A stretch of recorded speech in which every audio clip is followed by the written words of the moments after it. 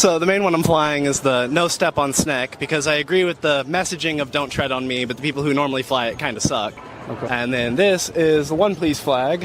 What is it called? It's the Jolly Roger of the Straw Hats from One Piece. And kind of spoilers, but the main character is like the warrior of liberation.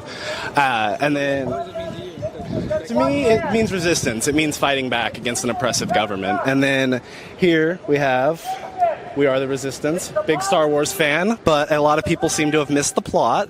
I have one more, but I'm not going to fly that one. People think the Empire's the good guys.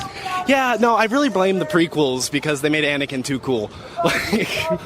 So what are your main concerns like today? What brings you here? Like any lot. specific policies? Or So mostly the crackdown on the free speech is what I really do not like from this. Like, Trump is becoming everything that the right tried to pretend Democrats were with cancel culture. I wasn't a fan of cancel culture too much, but, you know, it was never the government. It was never the president calling up news agencies and saying, hey, take them off the air. Like, that is actual First Amendment violations versus someone getting fired for saying something racist or whatever. you mentioned people who usually fly the Don't Tread on Me flag. Yeah.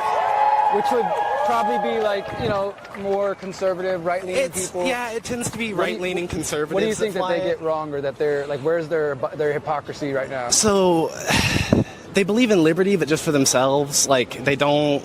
It's free speech for me and not for thee, and that's what I don't like. Like, the same people that were sitting there joking about George Floyd and flying this flag and saying, oh, I got free speech, are like, oh, you can't joke about Charlie Kirk or whatever. It's like, no, we have free speech. So they're they're critical of whenever they think like the Democrats or the left are doing cancel culture, but then they do it themselves even worse. And like, even like the big thing was like the cancel culture from the left was never actual government stepping in and taking people off the air or threatening to revoke licensing.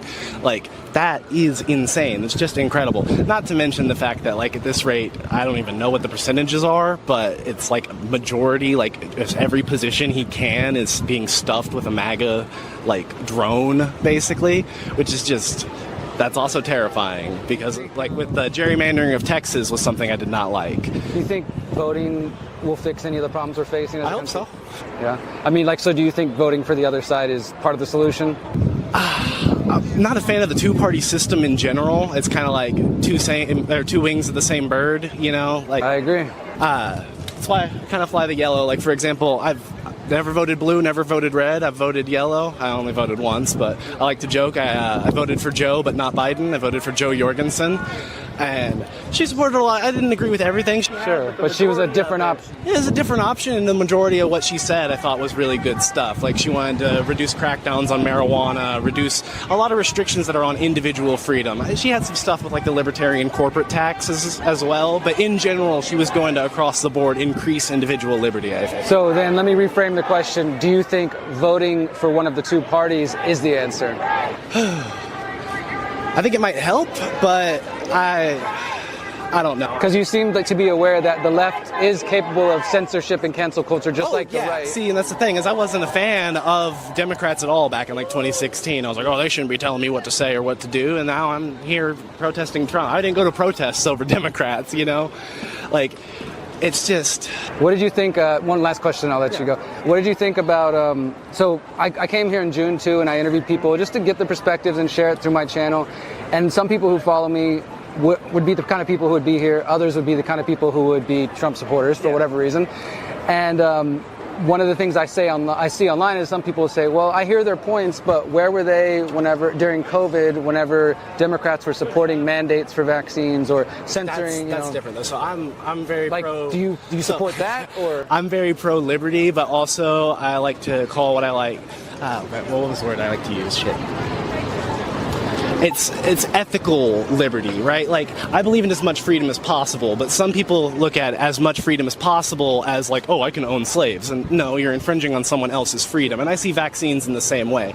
You have freedom to do many things, but whenever your freedom can kill people, like for example, I'm pro-guns, but I am okay with gun control and restricting access and stuff like that. Like, I think there should be more gun control on, you know, there's a lot of people that have a million red flags, you know, like, mental illnesses, arrests for violence, stuff like that. But if they don't get to a felony level, then, you know. What about in Worst cases, like, so for example, in Australia, Germany, parts of the UK, Canada, they had quarantine centers where people were literally forcibly held for a PCR test. Yeah. And as a journalist, I made a mini documentary on the PCR test during COVID. It is prone for false positives. Yeah. Like, what do you think about that idea that the government could lock people up based on a test that could produce false positive and on a pandemic that had a 98% survival Not rate? super happy with the lockdowns and stuff like that, but also my solution at the time for COVID was they're saying it was like a 2 or 3 week period of gestation and sickness and all that before it's gone.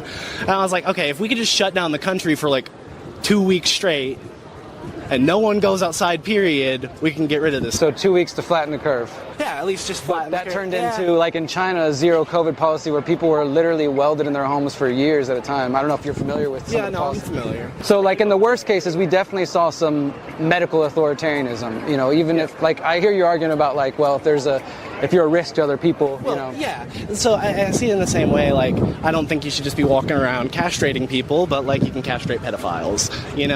Like it's. I guess the concern by, like, because I'm basically trying to steel man their argument, right? Yeah, no, Which is that it's one thing to be against, which I am personally, against all the things Trump's doing. But so some of them will say, well, where were they during COVID? They weren't standing up whenever people were being fired because they didn't want to take a test or because our travel restrictions were, or like I have friends in Australia where they literally had what they called the iron ring around the city, where nobody could leave without checkpoints, like, pretty authoritarian things. No, but also the COVID mask mandates and everything really weren't that bad. Yeah, Like, not necessarily mask mandates. I didn't mandates get more. vaccinated till they paid me to do it. So see, and that's kind of thing. People look at it, it's like, well, if it was such a bad situation, why are they having to bribe people with strippers and donuts and money and this and that to do it? But, like for some people, I think that's like also me, partially. I do think COVID was partially blown out of proportion. I'm a libertarian myself, Yeah. but I'm an anarchist libertarian, so I don't vote. I know who Joe Jorgensen is. I have a lot of friends who are in the party and all that. Yeah. But to me, I believe in bodily autonomy, even controversially with some of my friends on the right who are like, yeah, bodily autonomy, don't force me to get vaccinated. And then I also agree a woman has a right to choose what to do with her body. Yeah, absolutely. And I also think that, somebody should, you have a right to sell your body for sex if you want, if you to vaccinate Yeah, see, or not that was one of the vaccinate. things, like, with Joe to, like, Jorgensen, clear I was across like, the just- board. Yeah. Like, people should have that bodily Like there's so autonomy. many things with like restrictions that end up harming people more than they help them. Like you kind of mentioned with like people being able to sell their bodies. Well, people do it anyways. You're not stopping it. It's gonna happen. But instead of having a boss, instead of a boss, you have a pimp. And like with marijuana, like Texas just recently repealed the little bit of marijuana we could have with the Delta 8 and stuff like that. And I don't see why. Like, it's literally the weaker version of marijuana that is also, like, frankly, even the strong weed is not as bad as alcohol. Okay, last question. What would you say to somebody who is supportive of Trump's policies, like, and not just like, fuck you, but if you were trying to reach them, in the spirit of like, I really think that the country, as many people think, I wouldn't say we're on the brink of civil war, but we're definitely headed in an increasingly divisive direction, and I don't think that's the answer. So what would you say to somebody who's like, I can't, the people who think that this is just an anti-American rally and it's going to be all violent, like, what's your message to them? The main message is that Donald Trump is everything you were scared of Obama being. Since 2012, the Conscious Resistance Network has been an independent media organization focused on empowering individuals through education, philosophy, health, and community organizing. We work to create a world where corporate and state power do not rule over the lives of free human beings.